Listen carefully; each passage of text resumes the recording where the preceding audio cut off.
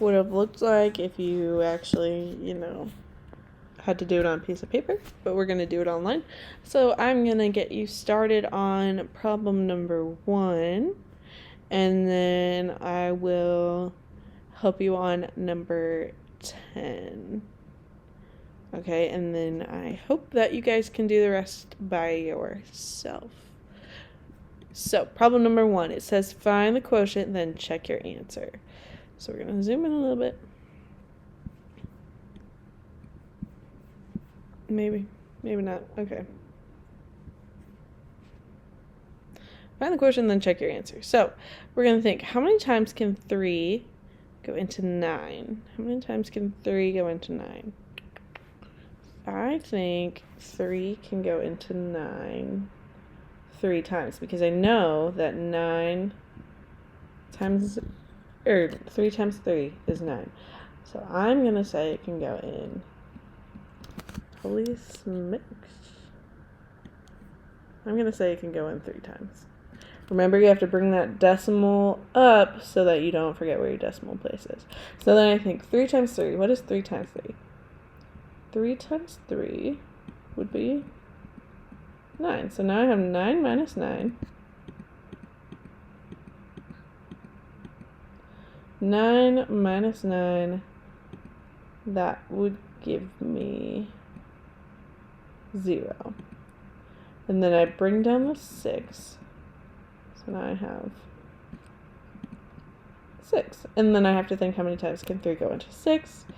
3 can go into 6 2 times. So now I am thinking 2 times 3. Well, that gives me 6. So I'm going to subtract 6. And 6 minus 6 is 0. So that means I'm done.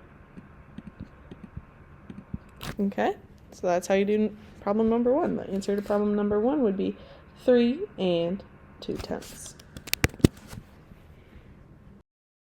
On problem number 10. So let's go through the steps of how to evaluate this expression. The first step is that we have to subtract 213 and 3/10 minus 95 and 7/10. So I have my subtraction problem set up here. I had to line up my decimals. Okay, first step, 3 minus 7. Can I take 7 away from 3?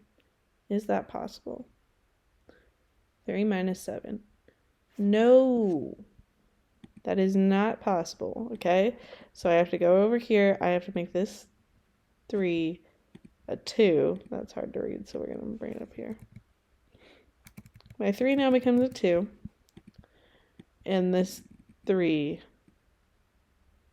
becomes a 13.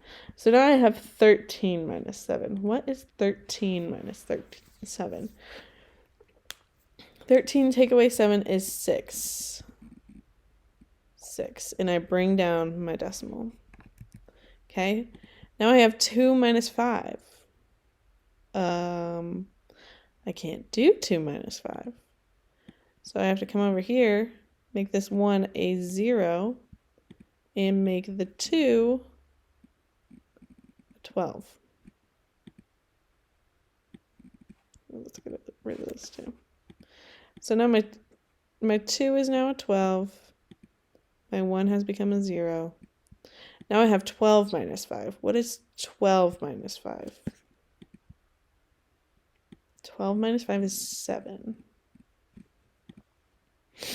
Okay, now I have 0 minus 9. Can I do 0 minus 9? No, I cannot. So I have to borrow from this 2. The 2 becomes a 1, and then my 0 becomes a 10. What is 10 minus 9? 10 minus 9 is 1, and then 1 minus 1 is 1. So now I have my difference.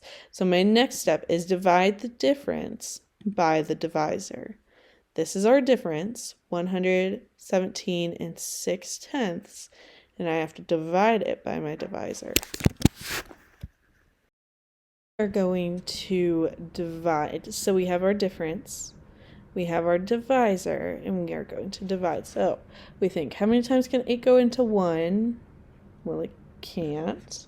So we're going to try, how many times can 8 go into 11? 8 can go into 11 one time. So we put that 1 over the 1's place. 1 times 8. What is 1 times 8? 1 times 8 is 8. So now we think, what is 11 minus 8?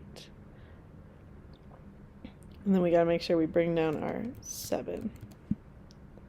So we're thinking, what is 11 minus 8? Then we bring down our 7. 11 minus 8 is 3. And we brought down our 7. So now we have 37. Now we think, how many times can 8 go into 37? Think about the factors of 8. How many times can 8 go into 37? We're thinking. If you said 4 times, you would be correct. It can go in 4 times without going over 37. So then you think, what's 8 times 4? That would be 32. Now you have to subtract. What is 37 minus 32? We're subtracting.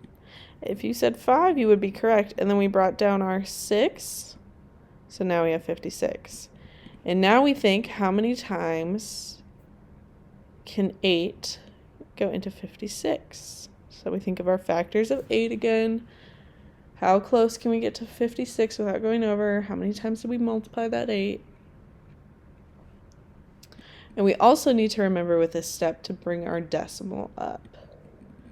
Okay, so if you said 7 times, you are correct. 8 can go into 56 7 times without going over.